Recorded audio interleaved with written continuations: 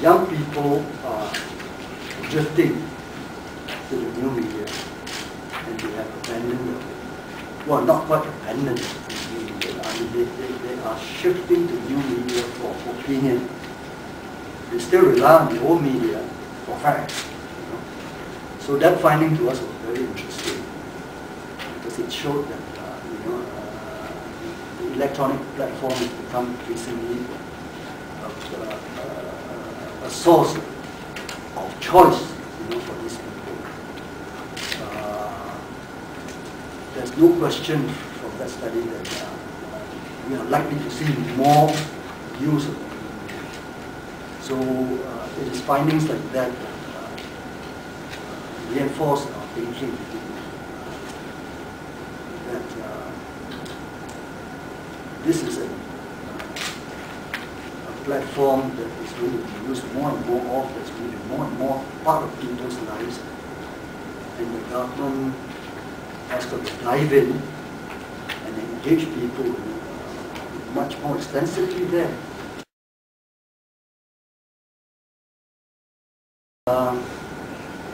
I think if the petition is well thought through, and though it may contain a view that is different from the government. For example, there was this petition by the 13 bloggers.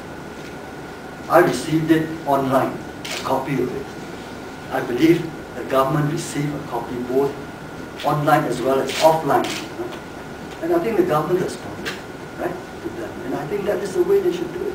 So if you have a petition, even if it's online, but that is well thought through, I believe, and in fact, that is what we are recommending in our chapter on e-engagement. We said the government should not ignore it, even though it is online. Because if it's seriously considered opinion, though posted only online, I feel, I think my colleagues do too, it should engage.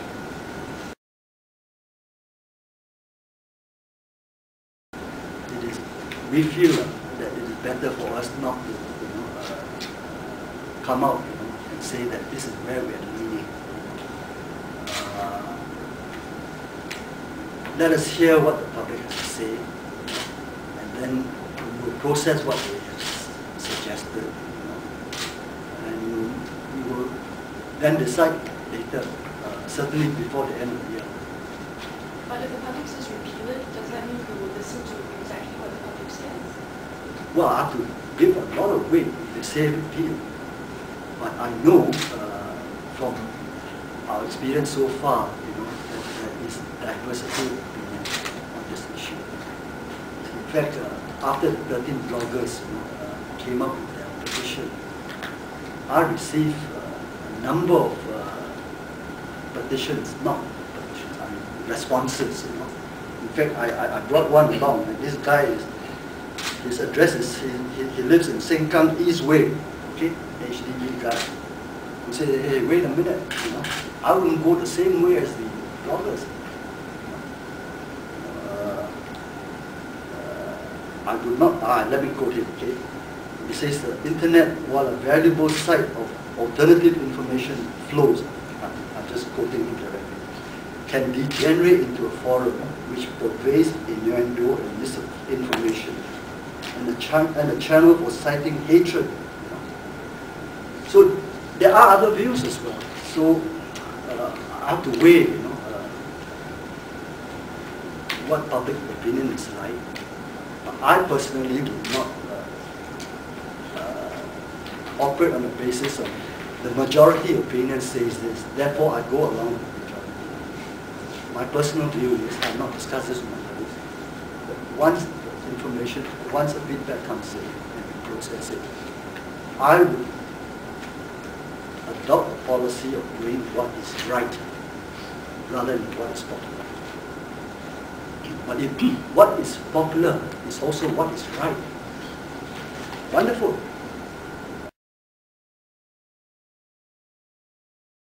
For example, in Korea, there's an agency called KISCOM, right? They are a dedicated agency, well funded by government, and tackle problems like addiction, cyberbullying. So there is need to collaborate with other agencies that are tackling the same problem. Recognize that there's a lot of good work being done by private organizations, by social enterprises, and I think the work that they've done is certainly to be commended, and we don't intend for our recommendations to displace them. But at the same time, it is probably the case that with new media expanding so quickly, there are bound to be gaps that no group is presently addressing.